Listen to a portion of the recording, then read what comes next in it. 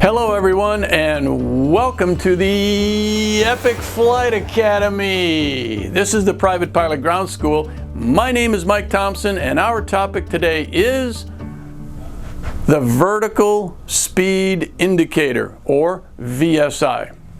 Now, we are really happy that you're here watching these videos, but remember, that's only one of 3 parts. Watching these videos is part 1. The online course is part 2, and working with your flight instructor is part 3. So let's take a look at this vertical speed indicator. We're going to start with a cross section of the instrument. This instrument is sometimes misunderstood, and it really doesn't need to be. It's not that complicated. I want you to take a look at the cross section here, and I want you to notice something in particular. If you think about the altimeter, and remember on the altimeter the static port went to the case, take a look at the vertical speed indicator and notice that the static port goes to the diaphragm. Now that means the static air is coming directly into the diaphragm itself. So when the static air pressure is greater, that diaphragm will expand. When the static air pressure is less, that diaphragm will contract. And here's the thing that we talk about a lot with the VSI. We say, oh, and don't forget there's a calibrated leak. And then we kind of leave it there and everybody walks away confused. We don't want that to happen.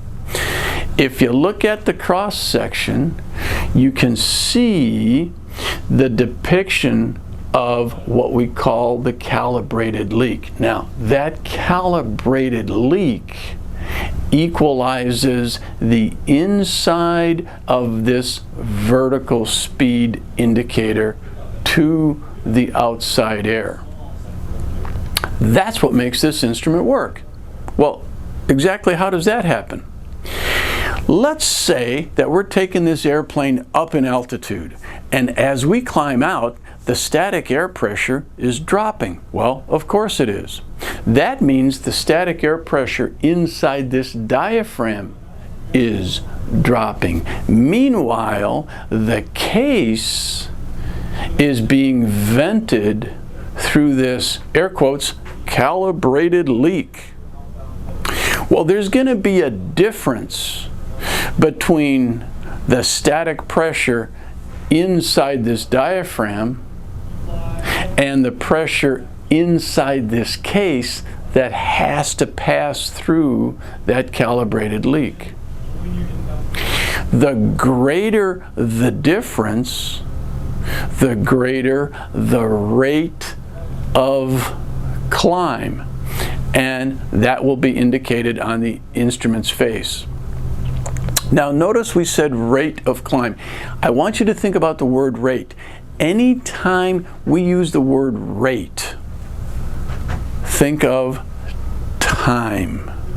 We talk about a rate of turn in degrees per second. We talk about the rate of climb in feet per minute. We talk about the rate of me and my family eating pizza, which is going to be multiple pizzas per minute, or whatever that rate might be. Anytime we say the word rate, we're implying time. So let's take a look at this VSI in a descent. So here's that cutaway again, and the aircraft is going down in the atmosphere.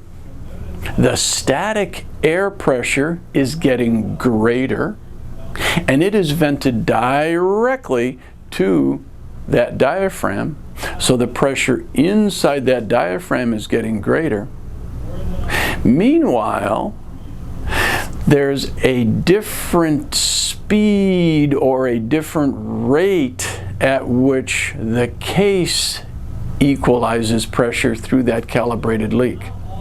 The difference between the case and the diaphragm is the rate of descent. Now let's say air traffic control tells me to descend and maintain 5,000 feet. So I come down to 5,000 feet and I level off. Now what's happening inside this instrument? Well, let's think about it. Take another look at that cross section. The static air going to the diaphragm will soon be equalized with the air coming through that calibrated leak, and the air pressure in the diaphragm will equal the air pressure in the case, and let me see, if they're equal, the difference between them is 0, and you can see on the face of the instrument here, it will indicate 0. It's not climbing, it's not descending. And that brings us to the face of the instrument. Notice this instrument has one needle.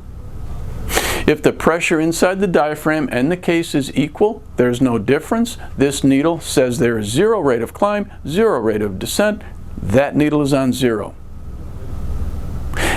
If there's a difference between the two, the needle will move up for a climb, down for a descent.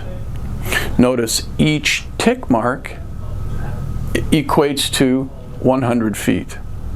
So the big 5 means 500 feet. You can see 5 tick marks. The big 1 would be 1,000 feet, 1,500 feet, etc.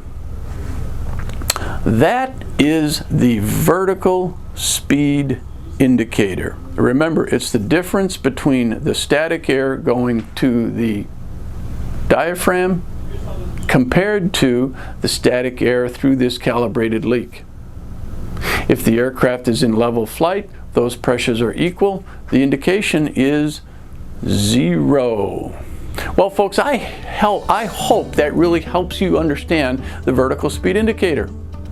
That's it for today. We'll see you soon.